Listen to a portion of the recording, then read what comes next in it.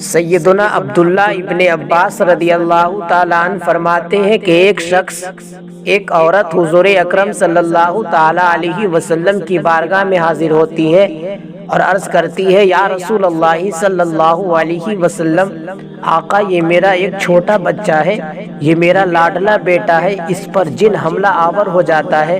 جن اس پر حملے کرتا ہے، جن اس پر اٹیک کرتا ہے، یا رسول اللہ صلی اللہ علیہ وسلم، آقا جب ہم دوپہر کا کھانا کھاتے ہیں، جب ہم شام کو کھانا کھاتے ہیں تو جنات کا ایسا حملہ ہوتا ہے، جنات اس پر یوں حملہ کرتا ہے کہ جنات اس کو پکڑ لیتا ہے، جنات اس کو اپنی گرفت میں لے لیتا ہے، یا رسول اللہ صلی اللہ علیہ وآلہ وسلم ہماری مدد فرمائے، جنات ہمیں بہت پریشان کرتا ہے۔ میرے آقا صلی اللہ علیہ وسلم نے ارشاد فرمایا، اسے میرے قریب کرو۔ میرے حضور کے قریب کیا جاتا ہے، میرے آقا صلی اللہ علیہ وسلم اس کے سینے پر ہاتھ پھیرتے ہیں، میرے آقا اس کے سینے پر ہاتھ پھیرتے ہیں، دعا فرماتے ہیں۔ سیدنا ابن عباس رضی اللہ تعالیٰ عنہ روایت فرماتے ہیں، وہ فرماتے ہیں میرے آقا نے جو ہی سینے پہ ہاتھ پھیرا، جو ہی دستے دعا بلند کیے، کہا اس نے اچانک قے کی اور اس کے جسم کے اندر سے ایک کتا نما ایک جن اس کے جسم سے بھاگ کر نکل گیا۔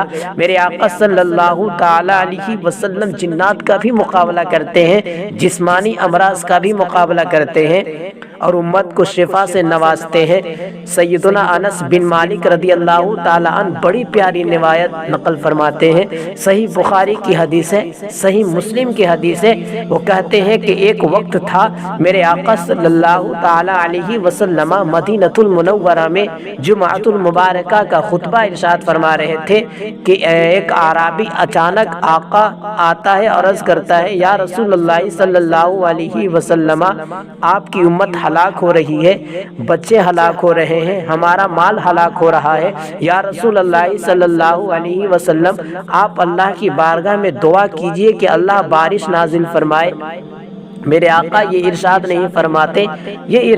فرماتے کہ تم اللہ سے کیوں دعا نہیں کرتے، تمہاری دعا مقبول ہے، تم خود اللہ سے دعا کرو۔ میرے آقا صلی اللہ علیہ وسلم اسی وقت ہاتھ بلند کرتے ہیں، مدینے والے آقا صلی اللہ علیہ وسلم اسی وقت دستے دعا بلند کرتے ہیں۔ صحابہ کرام فرماتے ہیں کہ میرے آقا صلی اللہ تعالی علیہ وسلم نے جب ہاتھ بلند کیے، انس بن مالک رضی اللہ تعالی عنہ فرماتے ہیں کہ آقا صلی اللہ تعالی علیہ وسلم کی دعا سے قبل آسمانوں پر کوئی بادل نظر نہیں آ رہے تھے، جو ہی میرے آقا نے ہاتھ بلند کیے نا، کہا پہاڑوں کی طرح بادل چھا گئے، اور میرے آقا صلی اللہ علیہ وسلم ابھی اپنے ممبر شریف سے اترے بھی نہیں تھے کہ میں نے دیکھا کہ آقا کے داڑھی مبارک پر بارش کے قطرات چمک رہے ہیں۔ کہا کہ اتنی بارش ہوئی، اتنی بارش ہوئی، اس دن بھی بارش ہوئی، دوسرے دن بھی بارش ہو رہی ہے۔ کہا آئندہ جمعہ تک بارش کا سلسلہ جاری رہا، مسلسل بارش ہوتی رہی، اتنی بارش ہوئی